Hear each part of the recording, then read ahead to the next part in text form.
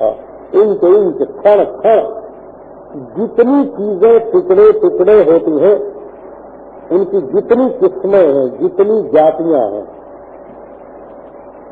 इनके अभाव से केवल जितनी दूर में अभाव है उतनी दूर में नहीं, जितनी दूर में भाव है उतनी दूर में नहीं है।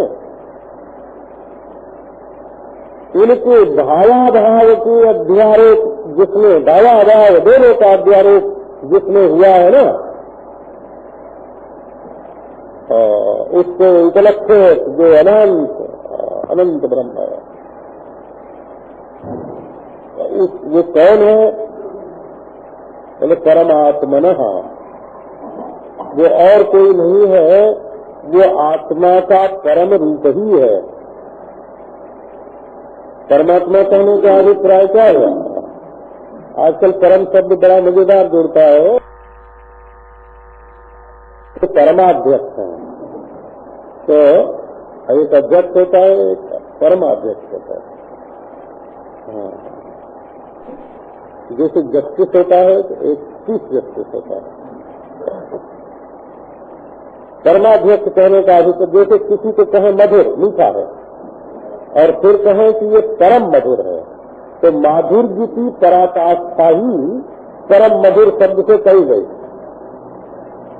इसी प्रकार जब परमात्मा कहते हैं तो इसका अर्थ आत्मा से परे नहीं होता, आत्मा का परम रूप। तो ये परमत्व क्या है? परमात्मनः, ये आत्मा परमत्व क्या है? तो परमत्व है उपाधि से संश्लिष्ट न होना। उपाधि से अवच्छिन्न जो चैतन्य है वो आत्म शब्द वाच्य है, परंतु जिसमें उपाधि के अध्यारोप के अनुकूल और प्रतिकूल दोनों शक्तियों की मूलभूता जो माया है, वो माया भी जिसमें नहीं है नारायण। असल में ये आत्मा का जो परम रूप है उपाधि से रहित रूप है, मन कर्तापन से रहित रूप, भोक्तापन से रहित रूप, परिच्छिन्नता से रहित रूप, आवागमन से रहित रूप, ऐसा जो ये शुद्ध है न, शुद्ध आत्मा का परम रूप वही है ब्रह्म। माने अपने स्वरूप में ही, अपने स्वरूप भूत ब्रह्म में ही ये सारी सृष्टि उदय होती और विलय होती है, कभी भागती है और कभी नहीं भागती है। ये मनुष्य को जड़ से वस्तुओं की उत्पत्ति और जड़ से प्रलय समझने का अभ्यास कर गया है। जैसे मिट्टी में घड़ा बना और घड़ा मिट्टी में छूट गया, इसलिए चेतन से वस्तु की उत्पत्ति और चेतन में वस्तु के प्रलय की जो व्यवस्था है वो समझने में थोड़ी अड़चन कर रही। ये हम जो लोग समझते हैं तो उनको इस दिशा में उनके चित्त को आकर्षित करते हैं। जड़ से किसी चीज का बनना, जड़ में रहना और जड़ में गुजर जाना, इसको कहेंगे उत्पत्ति, स्थिति और प्रलय। लेकिन चेतन में किसी चीज का बनना, चेतन में किसी चीज का रहना और फिर चेतन में ही छूट जाना, इसके लिए कार्य कारण शब्द का प्रयोग नहीं हो सकता।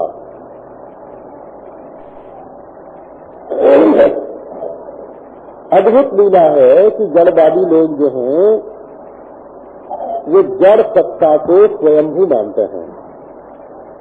देखो जितने हमारे पाश्चात्य दार्शनिक हैं और जितने अच्छे वैज्ञानिक हैं तो वो ऐसा मानते हैं कि इस अनेक नाम रूप वाली सृष्टि के मूल में एक जड़ सत्ता थी और वही जड़ सत्ता धीरे धीरे परिणाम को प्राप्त हो करके पहले फफूदे बने और फिर पौधे बने और फिर कीटाणु पैदा हुए ऐसे, और उसके बाद धीरे धीरे विकास होते होते ये सब मनुष्य और इतने बड़े बुद्धिमान ये सब पैदा हुए। अब वो नियतिक क्रम से। हाँ, अब देखो पहले तो कभी बंदर से मनुष्य बना होगा, ये तो विकासवादी मानते हैं, पर अब के बंदर मनुष्य नहीं बन सकते, उनका विकास बंद हो गया। 1000, 2000, 10,000 बरस के भीतर कोई बंदर मनुष्य नहीं बना है। तो अच्छा, फिर विकासक क्रम में ये मनुष्य आगे चल के क्या बनेगा, इसके भी तो विकास होना चाहिए ना। विकास की धारा अवरुद्ध क्या हो गई?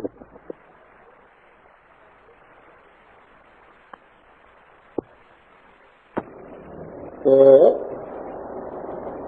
देखो हिंदू मुसलमान जो है वो ध्यानात्मक ज्ञानात्मक जो ईश्वर है उसको तो अनादि अनंत मानते हैं, पर सृष्टि का प्रारंभ मानते हैं, प्रारंभ मान के भी अंत नहीं मानते। बौद्ध लोग सृष्टि की आदि तो नहीं मानते, परंतु उसमें से मुक्ति होती है इसका अंत मानते हैं। जैन लोग न सृष्टि का आदि मानते न अंत मानते, अनादि और अनंत मानते हैं। तो जगत के मूल में जड़ है कि चेतन? तो जब जड़ हुआ तो वो परिणमित हो करके, परिणत हो करके, परिणमनशील हो करके एक रूप से दूसरे रूप से, दूसरे रूप से तीसरे रूप से प्राप्त होता जाता है। और जब वो चेतन है तो चेतन में परिणाम नहीं होता, चेतन बदलता नहीं, क्योंकि बदलने को जो जाना उसका नाम चेतन है। बदलना जिसको प्रतीत हो उसका नाम चेतन है, जो बदले उसका नाम चेतन नहीं है। बदलना जिसको प्रतीत है, तो चेतन में बदलना केवल प्रतीति मात्र है। अब ये महात्मा जो है हमारे अद्वैती दार्शनिक, वो ऐसा मानते हैं कि जगत के मूल में चैतन्य है। ऐसा भाई ये किस आधार पर तुमने माना? देखो इसकी युक्ति भी बड़ी सीधी है। क्या सीधी है? कि अहम को ही इदम का भान होता है। मैं को यह मालूम करता है, मानो यह से पहले मैं का होना जरूरी है। यह न अपने को जानता है न अपने जानने वालों को जानता है, और मैं अपने को भी जानता है और अपने अलावा को भी जानता है। तो ज्ञान और वस्तु में जब ये ढूंढना है कि ज्ञान पहले कि वस्तु पहले, तो वस्तु की सिद्धि ही नहीं होगी ज्ञान के बिना। कोई दूसरी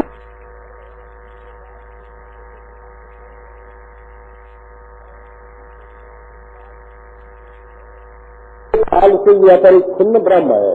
इसी चैतन्य से देश की सिद्धि होती है, इसलिए देश से अपरिच्छिन्न ब्रह्म है। इसी चैतन्य से वस्तु की सिद्धि होती है, तो इसलिए वस्तु से अपरिच्छिन्न ब्रह्म है। इसी से देश काल वस्तु के तृत्व की सिद्धि होती है, इसलिए ये तृत्व से विलक्षण है।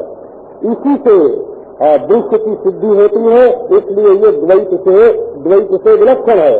तो ये जो आत्मा का परम रूप है चैतन्य, ये ब्रह्म है, और इसमें संपूर्ण भूतों की उत्पत्ति स्थिति और प्रलय का अर्थ क्या हुआ? केवल प्रतीति। सब जब धातु की खोज करेंगे तो क्या निकलेगा? तो तस्मादेतानि भूतानि, तस्मादेतानि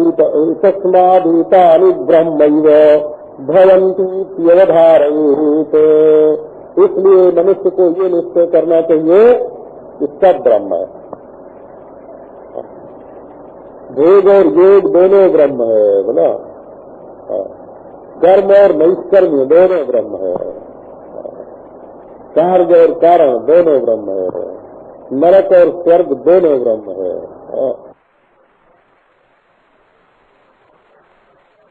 धारण करना पड़ेगा, ये निश्चय करना पड़ेगा कि भूत की उत्पत्ति और स्थिति और प्रलय ब्रह्म ही है। भूत का होना न होना ब्रह्म ही है। तो ये निश्चय करना होगा कि ये हमको जो दुख देता है वो अच्छा बुरा दुख देता है। हमको जो दुख देता है राग द्वेष दुख देता है। हमको जो दुख देता है सुख दुख का भेद दुख देता है। असल में हमें भेद ही दुख देता है। जहाँ भेद से मुक्त हो गए वहाँ दुख द्वंद्व से मुक्त हो गए। अब प्रश्न ये है, आप दुख से छूटना चाहते हैं कि नहीं, उसकी आत्यंतिक निवृत्ति करना चाहते हैं कि नहीं? तो ब्रह्मैव सर्व नामानि रूपाणि विविधानि च कर्माण्यपि समग्राणि बिभर्तीति श्रुतिर्जगौ। श्रुति ने ये गान किया है।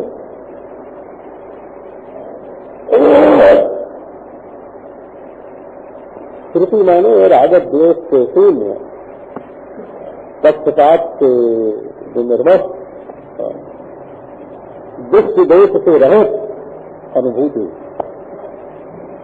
श्रुति माने दृष्टि दोष से रहित अनुभूति।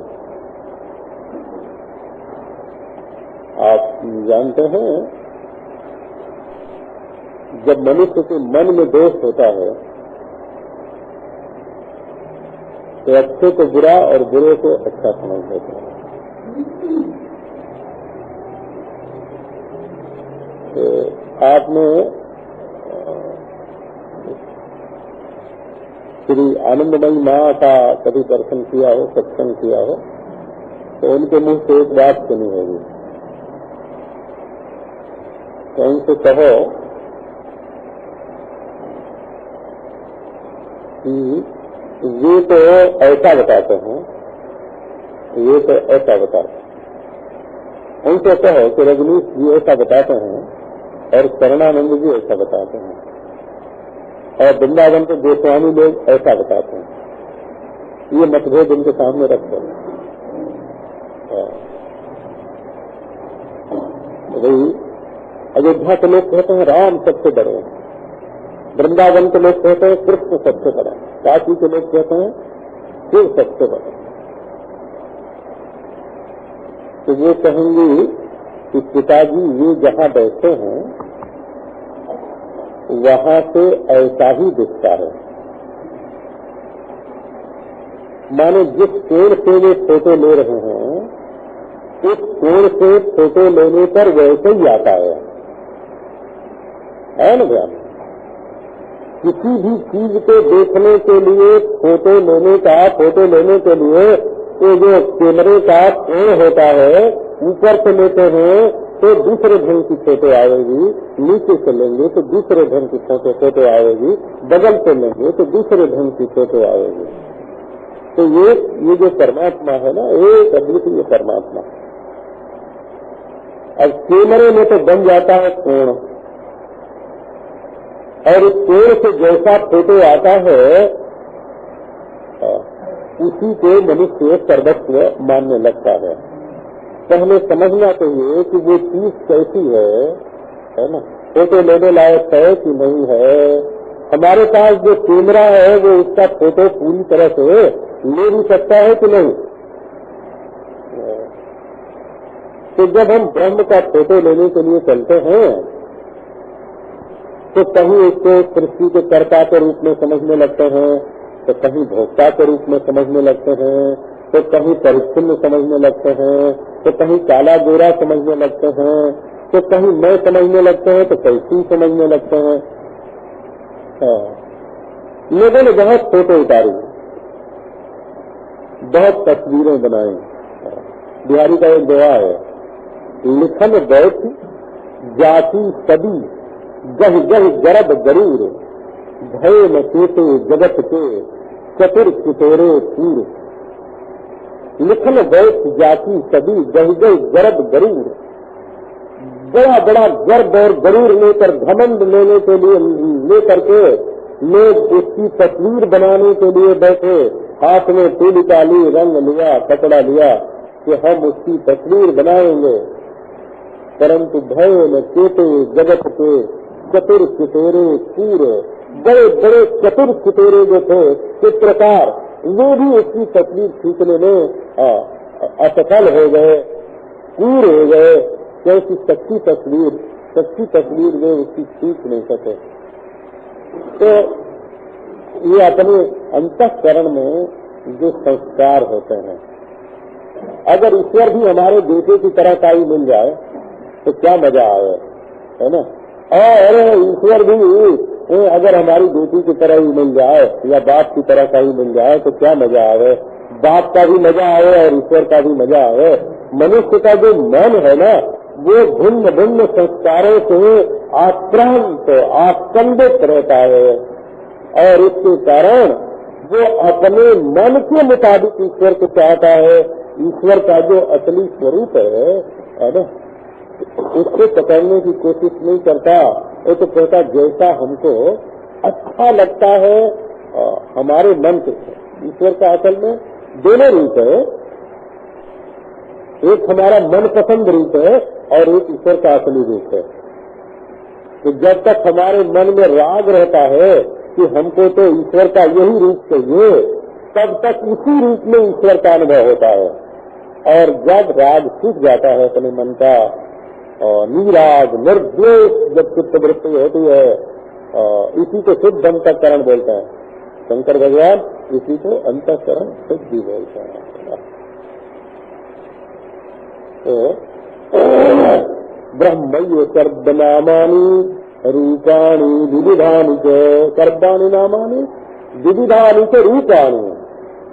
जितने नाम हैं सब ब्रह्म के, क्योंकि चीज ब्रह्म के सिवाय और कोई नहीं। कुंडल कहो, कंगन कहो, हार कहो, बाजूबंद कहो, करदनी कहो, एक सोना के ही सब नाम हैं। इसी प्रकार जगत में स्त्री कहो, पुरुष कहो, पृथ्वी कहो, जल कहो, अग्नि कहो, वायु कहो, आकाश कहो, देश कहो, काल कहो, सब ब्रह्म के ही नाम है। और जितने रूप मालूम पड़ते हैं, गंध कहो, सर्वगंधा सर्वरसा, वही सर्वगंध रूप है, वही सर्वरस रूप है। ये अज्ञान मूलक है।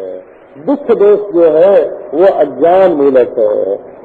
अपना अपना संप्रदाय और अपना अपना संस्कार।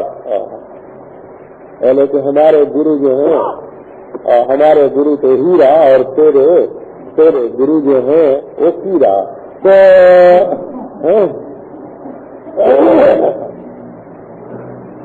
तो असल में ये गुरु तत्व की पहचान नहीं है, वस्तु की पहचान, इसमें वस्तु की पहचान नहीं है। कर्माण्यपि समग्राणि बिभर्ति श्रुतिर्जगई।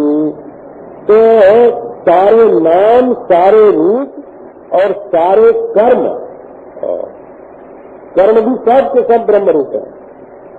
आपने वो श्लोक सुना होगा शंकर जी की उपासना में कहीं, आत्मा स्वयं गिरजामती। आत्मा का नाम है शिव और बुद्धि का नाम है गिरिजा, उमा, पार्वती।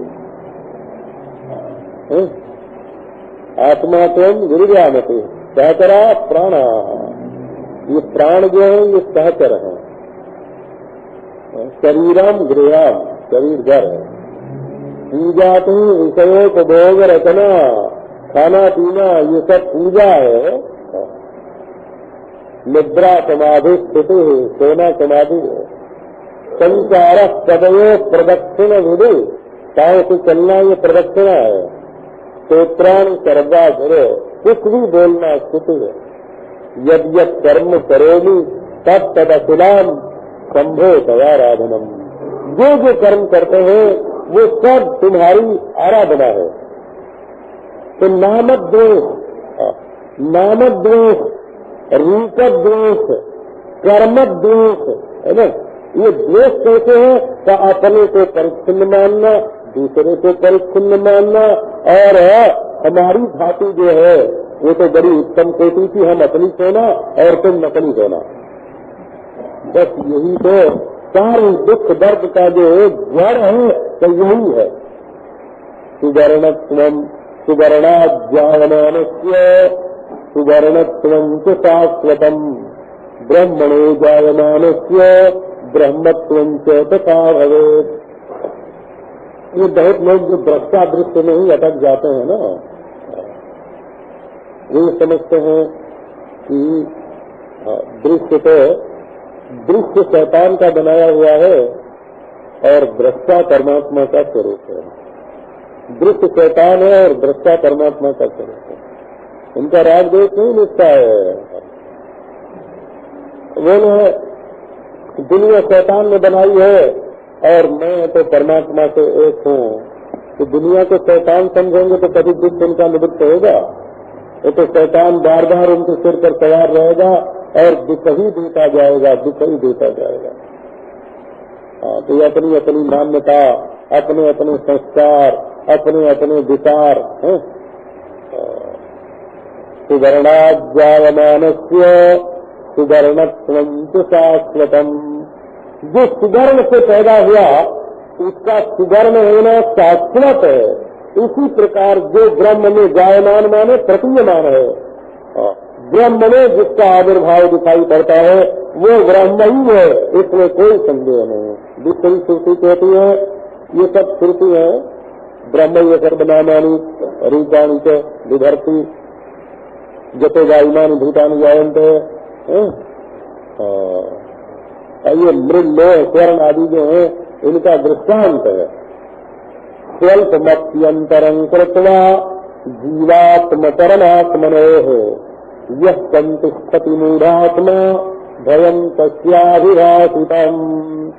स्वल्पमप्यन्तरं कृत्वा जीवात्म परमात्मनोः, जो जीवात्मा और परमात्मा में थोड़ा सा भी अंतर कर लेता है उसके लिए श्रुति ने कहा है अततस्य भयं भवति। उसके लिए भय होता है। यत्राज्ञानानुभवेद्वैतान्नितरः तत्र पश्यति, ये भी श्रुति है।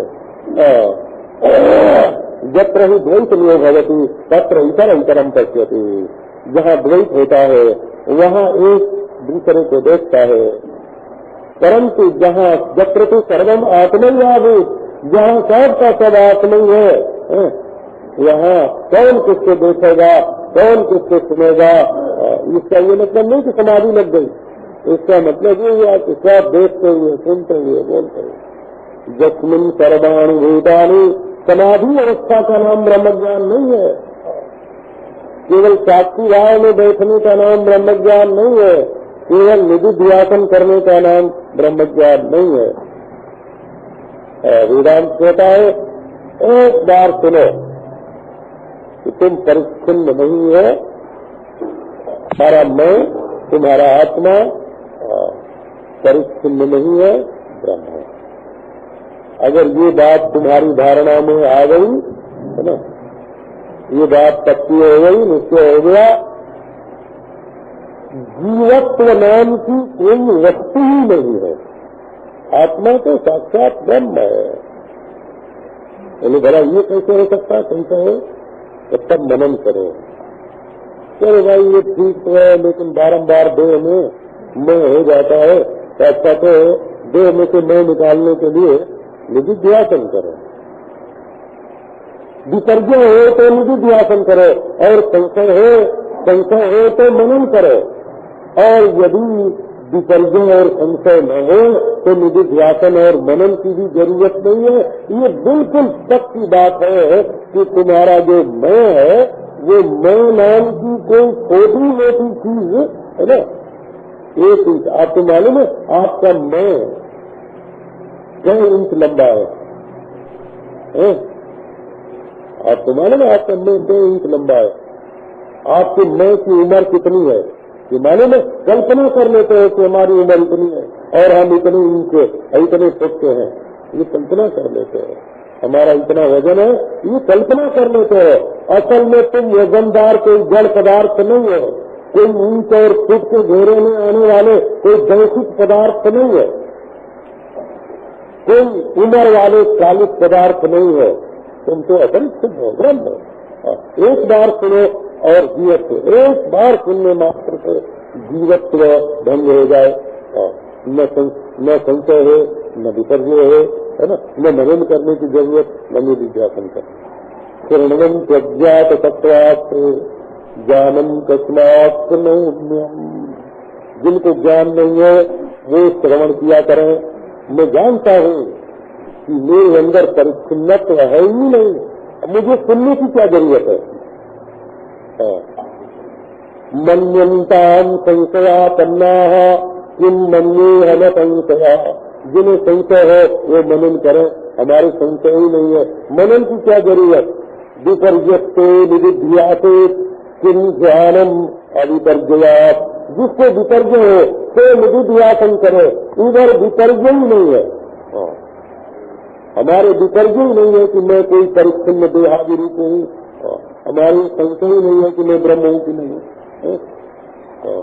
हमारे अज्ञान ही नहीं है।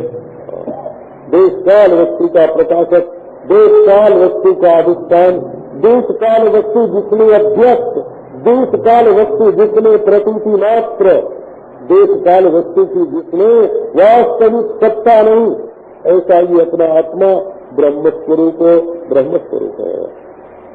तो जहाँ थोड़ा सा भी उदरम अंतरम कुरुते, उत्तमान स्वल्पमपि अंतरम हरम अंतरम कुरुते, जहाँ थोड़ा भी अंतर करोगे तो बस उसी परिच्छिन्नता में मूड हो जाओगे, मैं मेरा में फंस जाओगे। और मैं मेरा में फंस के ये सुख है, ये दुख है, ये राग है, ये द्वेष है, ये पाप है, ये पुण्य है, ये नरक है, ये स्वर्ग है, ऐसे दबोगे, ऐसे दबोगे हो तो तुम सुखते छड़ेंगे मुक्त। लेकिन अपने को बद्ध मान करके जिसे दुखी मान लोगे, दुखी होगे नहीं, दुखी मानोगे, दबोगे नहीं, अपने को बद्ध मानोगे, परिच्छिन्न होगे नहीं, अपने को परिच्छिन्न मानोगे, नरक में जाओगे नहीं लेकिन अपने को नरक में मानोगे, दुखी होगे नहीं, अपने को दुखी मानोगे, नरक में जाओगे नहीं, अपने को नरक में मानोगे। राग द्वेष कभी किसी से तुम्हारा होगा नहीं, अपने को रागी द्वेषी मान करके तो हम तो मोहब्बत के फंदे में फंस गए, हमारे दुश्मन हमको परेशान कर रहे हैं, ऐसा मानोगे। ये सारी मान्यता तो है क्योंकि अपने सच्चे स्वरूप को जानते नहीं है।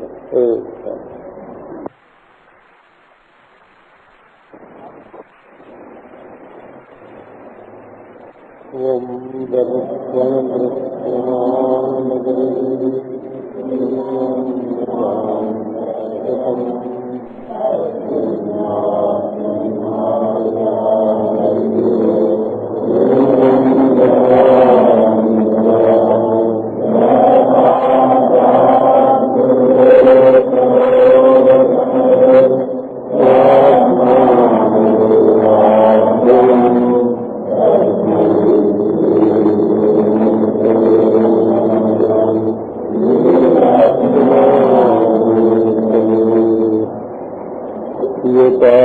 प्रभाभ्युस्तः प्रपंचे भाति भासुरः तमहं सद्गुरुं मन्ये पूर्णानन्दं चिदात्मकम्। ॐ शान्ति शान्ति शान्तिः। आज्ञानाद् भवेद्वैतम् इतरस्तत्र पश्यति आत्मत्वेन यदा सर्वम् नूतनस्तत्र जानिवति यस्मिन् सर्वाणि भूतानि यात्मत्वेन विजानतः न तस्य भवेन् मोहो न च शोको द्वितीयतः। अयमात्मा हि ब्रह्मैव सर्वात्मकतया स्थितः इति निर्धारितम् श्रुत्या बृहदारण्यकथया।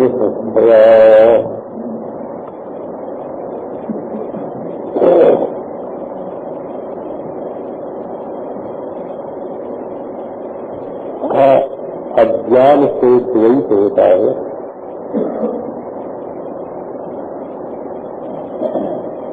जहाँ भेद का कारण अज्ञान होता है।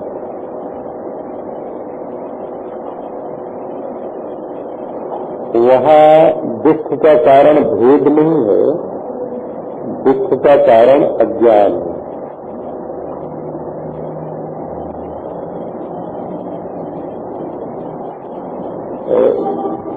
हमने बचपन में एक दृष्टांत सुना था।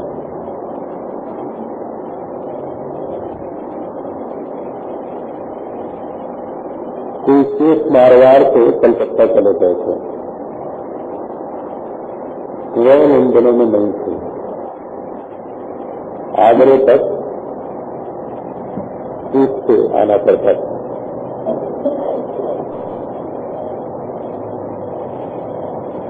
तो जिस समय शेष कलकत्ता गए उस समय उनकी पत्नी के बालक होने वाला था।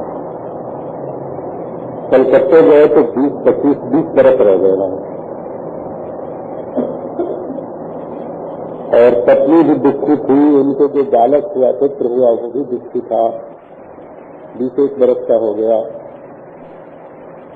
तो बालक के मन में आया कि हम अपने पिताजी से मिलने को कलकत्ते जाएं, और उन्हीं दिनों में पिताजी कलकत्ते से लौट के मारवाड़ आ रहे थे। रास्ते में कोई ऐसी धर्मशाला पड़ी कि दोनों इकट्ठे हो गए। अब लड़का तो गरीब था, उसको खांसी आती थी, और शेष धनी से कमा के कलकत्ते से लौट रहे थे। तो रात को जब बच्चा खांसने लगा धर्मशाला में, 20 वर्ष का लड़का, तो उन्होंने धर्मशाला के जमादार को बुलाया और कहा कि ये खांसता है, इससे हमको नींद नहीं आती, इसको धर्मशाला से बाहर निकाल दो। निकाल दिया है। रात भर बेचारा बाहर जाकर कुएं पर पड़ा रहा। जब शेष भी सवेरे निकले बाहर पति के लिए मैदान में जाने लगे, तो देखा वो करा रहा था वहां बैठा हुआ। तो भाई तो कौन है? तो शेष जी का जो गांव था वही था। अरे इस गांव का तो मैं भी हूँ। तो किस परिवार का है? तो परिवार बताया तो वो भी शेष जी थे। बोले किसका लड़का है? तो नाम शेखर जी का बताया। हम आपसे ही लड़का। अब तो शेख जी उस लड़के को ले आए और उसकी दवा दारू करने लगे। तो अज्ञान से पहले उसको पराया समझते थे, और ज्ञान होने पर अपना समझने लगे। अज्ञान दशा में जो लड़के की खांसी उनको बहुत दुखद उद्वेग कारक मालूम पड़ती थी, वो अब ये हुआ कि अब जल्दी से जल्दी इसकी दया करें, ठीक करें। तो शेख जी ने उस लड़के को क्यों निकलवा दिया, उसको क्यों दुख माना? इसलिए कि उसको पहचानते नहीं थे।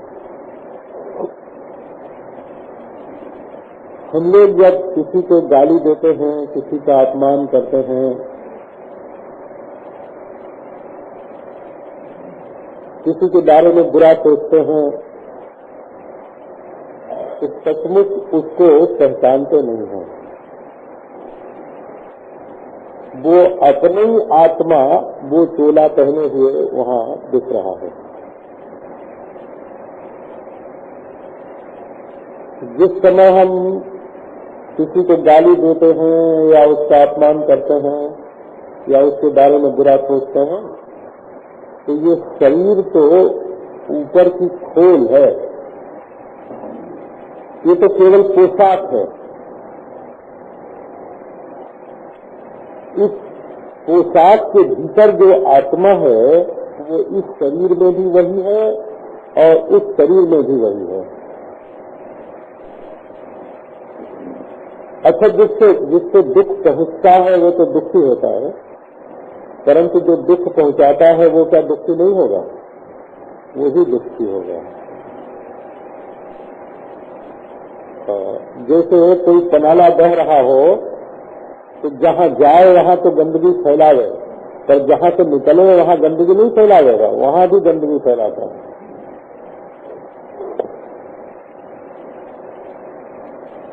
हम अपने दिल को गंदा किए बिना दूसरे दिल को गंदा नहीं कर सकते। हम अपने आप को दुख पहुंचाए बिना दूसरे को दुख नहीं पहुंचा सकते। एक नारायण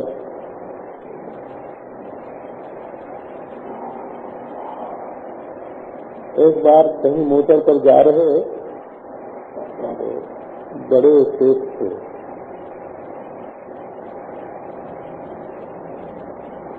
तो उनके ड्राइवर पर आया गुस्सा।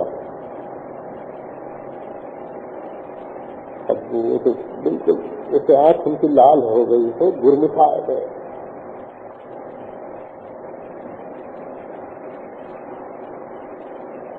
तो ये ड्राइवर समझ रहा था कि हमारे ऊपर गुस्सा कर रहे हैं, ये चुप था। फिर मैं उनसे बात करने लगा। मैंने कहा कि दंड तो तब देना चाहिए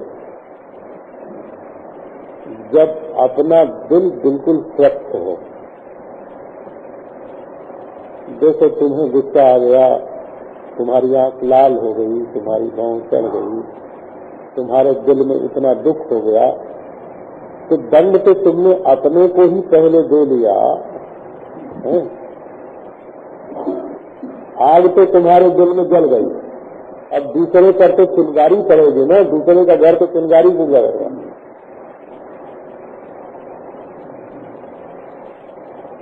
तो ये जो हम लोगों के मन में अज्ञान है, द्वैत भावना है, वो बहुत दुख देती है। एक आपको ये सूत्र बताता हूँ बोला।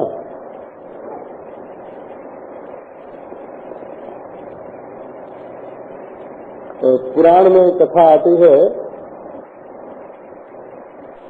कि सुकन्या का च्यवन ऋषि से विवाह करके जब उसके पिता मनु चले गए तो बहुत दिनों के बाद फिर आए, तो अपनी लड़की पर बहुत नाराज हुए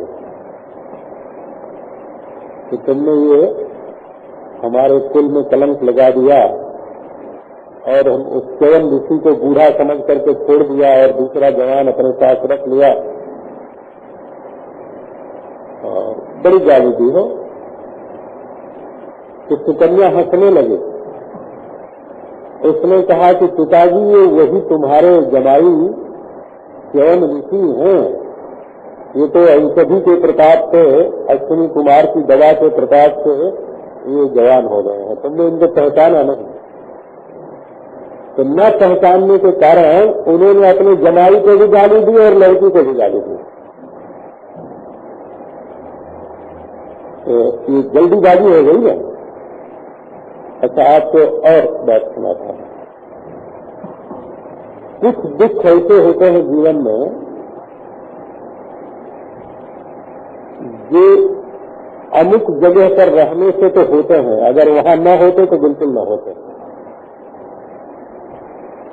हाँ, जैसे कोई आपके परिचय का हो चाहे न हो, उसके घर में आप गए हों और वहाँ कोई चोरी हो जाए या मृत्यु हो जाए या वियोग हो जाए या दुख हो जाए, तो इस स्थान के संबंध से आपको दुखी होना पड़ता है, क्योंकि आप इस समय उसके घर में हैं या गए हैं, इसलिए दुखी हो गए। यदि इस स्थान पर न होते, आप अपने घर में होते या परदेश में होते या दूसरी जगह होते, तो वो दुख आपको नहीं होता। तो स्थान के संबंध से जो दुख हुआ वो दूसरे स्थान पर जाने के बाद घट जाएगा, कम हो जाएगा ना।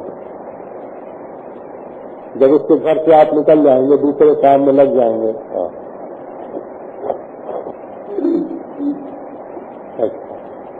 स्थान के संबंध से बाहर से दुख आया है और स्थान बदल जाने पर निकल गया।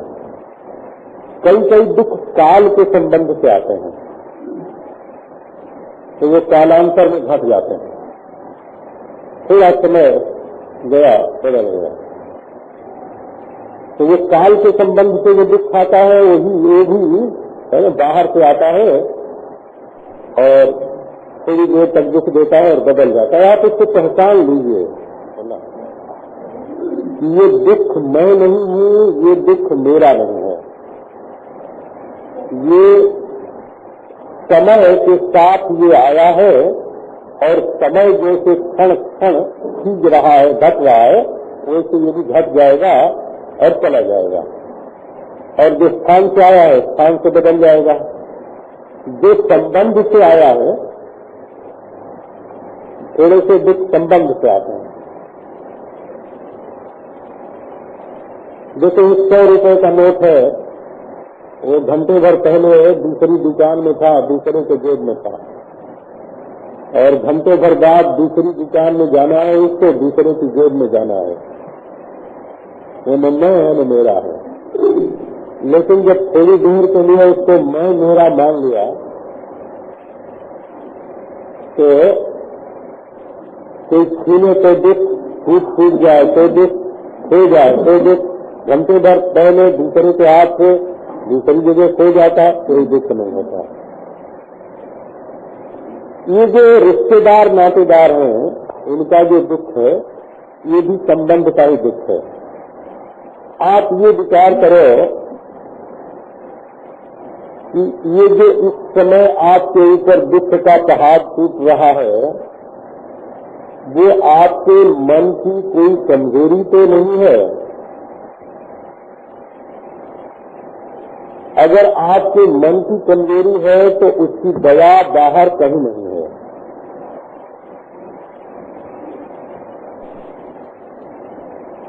किसी के मरने का जो दुख है वो संबंध के कारण है, वियोग का जो दुख है वो संबंध के कारण है, पैसे का जो दुख है वो संबंध के कारण है, गर्मी सर्दी का जो दुख है वो काल के कारण है।